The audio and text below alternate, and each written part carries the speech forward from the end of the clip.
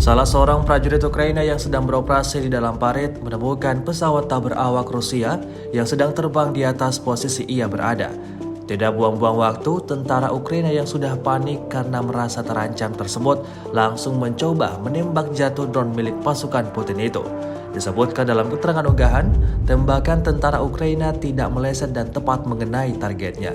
Namun sama halnya dengan drone, tak butuh waktu lama tentara Ukraina yang sebelumnya sangat berani itu juga ikut tewas dan hancur. Imbas dari hantaman serangan pasukan Rusia seperti yang terlihat pada akhir rekaman.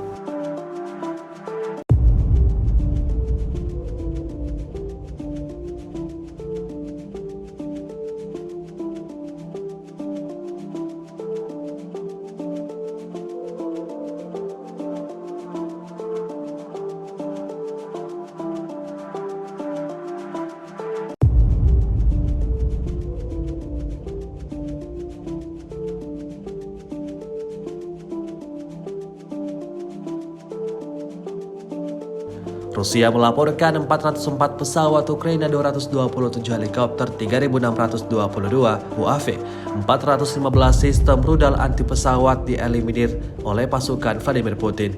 Sedangkan dari kubu Kiev, Kementerian Pertahanan Ukraina melaporkan 560 tentara Rusia dieliminir dalam 24 jam terakhir.